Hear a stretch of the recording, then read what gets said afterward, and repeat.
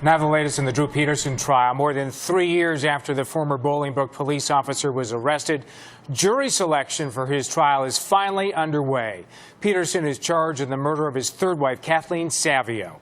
Today, prosecutors and attorneys began questioning a pool of 200 potential jurors.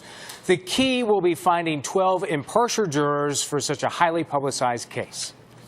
I think you'd have to be living under a rock to not know anything about this case. Certainly we don't want people who have been living under a rock, but we want jurors who are going to be able to follow the judge's instructions and are going to not decide the case based on rumor, innuendo.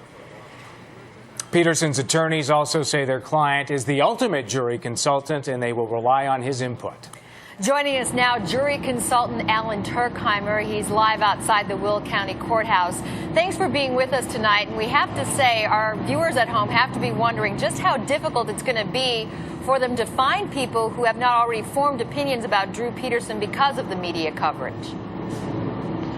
It's extremely difficult, but having an opinion, if it's really slight, doesn't necessarily mean a juror can't be impartial. So impression formation usually occurs instantaneously, and so if a potential juror sees a story, hears something or something on the TV, there's going to be an opinion. So the main question is, can you find those who have firmly rooted, deep-seated opinions, and are you able to get rid of them? There's a lot of research on this jury selection, obviously. What is the profile the defense is looking for? Who do they want on this jury?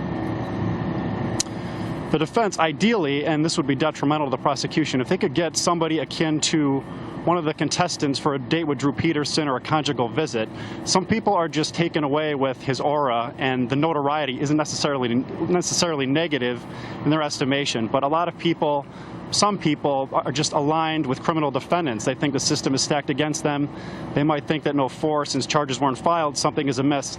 Someone summed it up very well for me just on the street earlier. Not a juror, a potential juror, not even on a different case. He just said they've been harassing him for 3 or 4 or 5 years. Let's just turn him loose. So some people have that mentality, and another good defense juror is someone who demands a smoking gun, because there is none in this case.